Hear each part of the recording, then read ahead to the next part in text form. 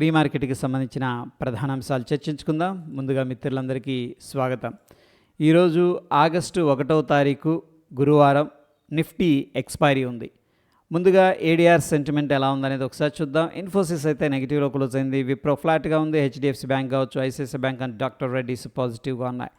So చూడగానే మనకి ఐటీలో కొంత ప్రాఫిట్ బుకింగ్ అనుకోవచ్చు, అటువంటి జరిగినట్టు తెలుస్తుంది. బ్యాంక్స్లో అయితే కొద్దిగా బుల్లిష్ సెంటిమెంట్ అనేది కనిపిస్తుంది. అగైన్ మిక్స్డ్ కాంటెక్స్ట్ అనేది మనకి ఏడీఆర్స్ నుంచి కనిపిస్తుంది. ఇక మన ఇండియన్ ఇండిసెస్ ఎలా క్లోజ్ అయినాయి అనేది జస్ట్ ఒక ఓవర్వ్యూ చూద్దాం. పిఎస్యూ బ్యాంక్ అండ్ రియాలిటీలో కొంత ప్రెషర్ ఉంది, అంటే మేబీ ప్రాఫిట్ బుకింగ్ అనుకోవచ్చు. And metals, pharma, commodities, media, ఇన్ఫ్రాస్ట్రక్చర్లో అగైన్ ఏంటంటే బౌన్స్ అనేది కనిపిస్తుంది. మనం చూసుకున్నట్టయితే 90% ఇండియన్ సెక్టార్స్ అన్నీ కూడా గ్రీన్లో అయితే క్లోజ్ అయినాయి. ఇక గ్లోబల్ సెంటిమెంట్ చూద్దాం. చూడగానే అన్నీ కూడా గ్రీన్లో కనిపిస్తూ ఉన్నాయి. Asia market, Japan, France and Europe కొద్దిగా ప్రెషర్లో ఉన్నాయి. మినహాయిస్తే మిగతా అన్నీ కూడా గ్రీన్లో ఉన్నాయి. ముఖ్యంగా US 500, US 30 ప్రస్తుతానికైతే పాజిటివ్ టెరిటరీలో ట్రేడ్ అవుతూ ఉన్నాయి. సో గ్లోబల్ నుంచి కొంత బుల్లిష్ సెంటిమెంట్ అనేది కనిపిస్తుంది. ఎకనామిక్ క్యాలెండర్ విషయానికి వస్తే చైనాకు సంబంధించిన మ్యానుఫ్యాక్చరింగ్ PMI డేటా అనేది రిలీజ్ అయింది. సో ఏదైతే ఫోర్కాస్ట్ చేశారో అదే డేటా అనేది వచ్చింది. సో ఫోర్కాస్ట్ చేసినంత వచ్చిందంటే నో ప్రాబ్లం, అంతకంటే తగ్గిందంటే ప్రాబ్లం అవుతుంది, అంతకంటే పెరిగిందంటే దట్ ఈస్ సర్టిఫికేట్ సర్ప్రైజ్ అనమాట. యాక్చువల్గా ఏంటంటే ప్రీవియస్గా ఉన్న డేటాతో పోలిస్తే ఇది తక్కువే అని చెప్పేసి చెప్పుకోవచ్చు. బట్ ఫోర్కాస్ట్ చేసినంత వచ్చింది కాబట్టి విచ్ ఈజ్ ఫ్లాట్ అనుకోవచ్చు. ఇక జపాన్కి సంబంధించిన ఇంట్రెస్ట్ రేట్, అంటే బ్యాంక్ ఆఫ్ జపాన్ ఏం చేసిందంటే ఇంట్రెస్ట్ రేట్ డెసిషన్ అనేది తీసుకోవడం జరిగింది. జపాన్ అయితే వడ్డీ రేట్లు పెంచుతూ డెసిషన్ తీసుకుంది. యుఎస్ ఏం చేసిందంటే ADP non farm employment change అనేది డేటా అనేది రిలీజ్ చేసింది. ఇదైతే నెగిటివ్గా రావడం అనేది జరిగింది. యుఎస్కు సంబంధించిన చికాగో PMI డేటా పాజిటివ్గా వచ్చింది. క్రూడ్ ఆయిల్ ఇన్వెంటరీస్ తగ్గాయి, అందుకని క్రూడ్ ఆయిల్కి ఏంటంటే డిమాండ్ వచ్చింది. అందుకని ఇక్కడ నెగిటివ్లో ఉన్నప్పుడు కూడా గ్రీన్లో చూపిస్తూ ఉంది. ఇక ఫెడ్ ఏంటంటే వడ్డీ రేట్లు ఏదైతే ప్రీవియస్గా ఉన్నాయో అదే వడ్డీ రేట్లు మెయింటైన్ చేస్తున్నాం అని డెసిషన్ అయితే తీసుకుంది. సో ఫెడ్ ఫ్లాట్గా ఉంది. సో ప్రాబ్లం ఏంటంటే ఇండియా RBI కూడా అదే గైడ్లైన్స్ అనేది ఫాలో అయ్యే అవకాశం ఉంది.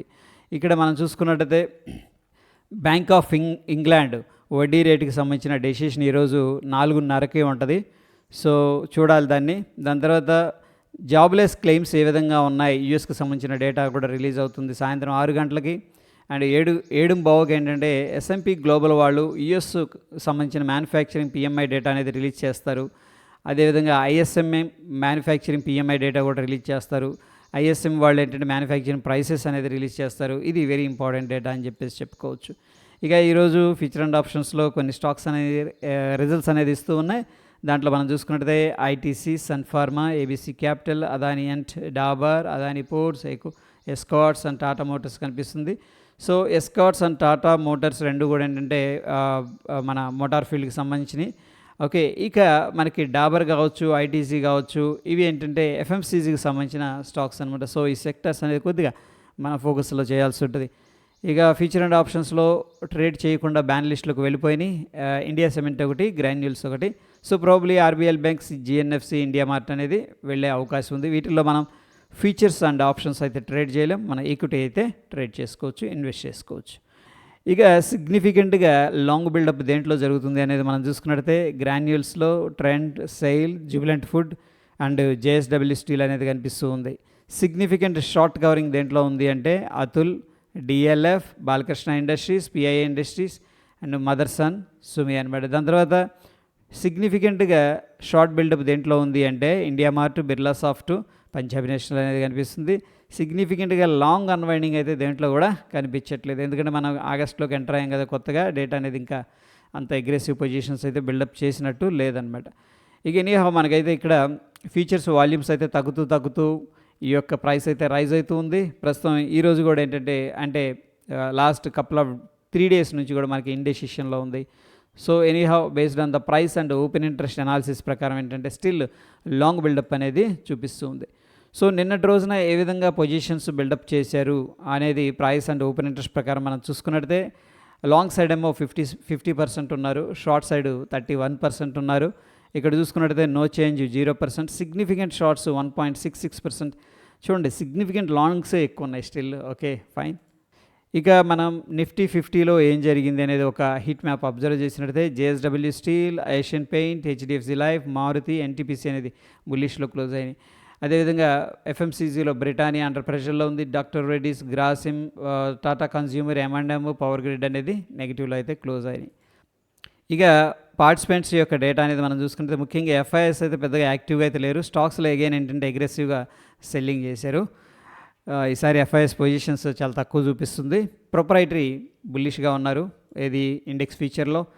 క్లయింట్ లెవెల్ డేటా అనేది మనం చూసుకున్నట్టు ఇండెక్స్ ఫీచర్ ఏమో షార్ట్ చేశారు, స్టాక్ ఫీచర్ ఏమో బై చేశారు. ఇక DI డేటా అనేది మనం చూసుకున్నట్టయితే ఇండెక్స్ ఫీచర్ షార్ట్ చేశారు, స్టాక్ ఫీచర్ షార్ట్ చేశారు. బట్ స్టాక్స్లో అయితే కొద్దిగా లాంగ్ పొజిషన్ అనేది తీసుకున్నారు. ఇక్కడ చూడండి FIS వచ్చేసరికి 3,462 కోట్లు క్యాష్ మార్కెట్లో సెల్ చేశారు. DIS ఏమో 3,367 కోట్లు బై చేశారు. సో ఇద్దరు కూడా షేర్ చేసుకుంటున్నారు, మీరు అమ్మండి మేము కొంటాం, మేము అమ్ముతాం మీరు కొనండి అన్నట్టు. ఫైన్. ఇక నిఫ్టీ 50 మనం చూసుకున్నట్టయితే ఒక ఇంపార్టెంట్ లెవెల్ అయితే క్రాస్ ఓవర్ అయింది. ఇక్కడ 24,950 పివోట్ దగ్గర చాలా స్ట్రగుల్ అయింది. బట్ ఎనీహౌ ఏంటంటే నిన్న 15 మినిట్స్ క్యాండిల్ అయితే పాజిటివ్గా క్లోజ్ అయింది. మనకి ఒకవేళ మార్కెట్ అప్ సైడ్ వెళ్తే ఇమీడియట్గా మనం వాచ్ చేయాల్సిన లెవెల్ 25,049 అండ్ దాని తర్వాత ఇమీడియట్గా మనకున్న సపోర్ట్ లెవెల్ వచ్చేసరికి 24,875. ఒకసారి బ్యాంక్ నిఫ్టీ అనేది చూద్దాం. బ్యాంక్ నిఫ్టీ కూడా పివోట్ దగ్గర కొద్దిగా స్ట్రగుల్ అయింది, బ్రేక్అవుట్ అయింది, మళ్ళీ కిందకు వచ్చింది. ఎనీహౌ ప్రస్తుతం అయితే కొంత స్టేబుల్గానే అనిపిస్తుంది. మనం వాచ్ చేయాల్సిన రెసిస్టెన్స్ లెవెల్ 51,885. దాని తర్వాత డౌన్ సైడ్ మనం చూడాల్సింది ఏంటంటే 51,182 అనమాట. సో మిడిల్లో ఉంది ఎగ్జాక్ట్గా బ్యాంక్ నిఫ్టీ అనేది. ఇక ఇండియా విక్స్ అనేది మనం చూసుకున్నట్టయితే 2.87% అనేది ఇంక్రీజ్ అయింది. సో కొంత అన్సర్టనిటీ అనేది ఇండియన్ మార్కెట్స్లో డెవలప్ అవుతుందని చెప్పేసి ఇండియా విక్స్ చెప్తుంది.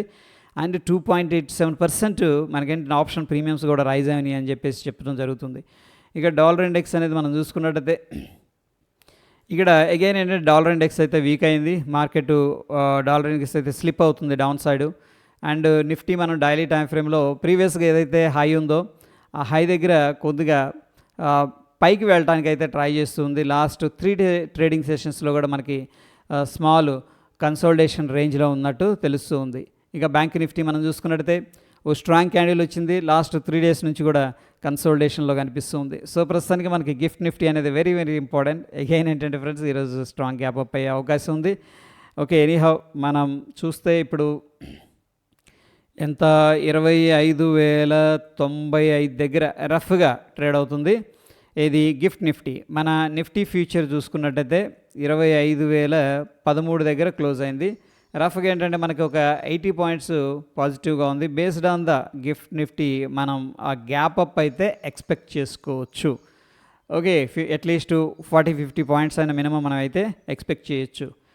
ఇక టెక్నికల్గా ఎలా ఉంది అనేది మనం చూసుకున్నట్టయితే bank Nifty even lower time frames 5 minutes కానీ 15 మినిట్స్ 30 మినిట్స్ డైలీ అన్ని ఇండికేటర్స్ కూడా ఏంటంటే బులిష్ అనేది సజెస్ట్ చేస్తున్నాయి. బట్ డైలీ టైం ఫ్రేమ్లో అయితే ఒక న్యూట్రల్ యాక్టివిటీ కనిపిస్తుంది.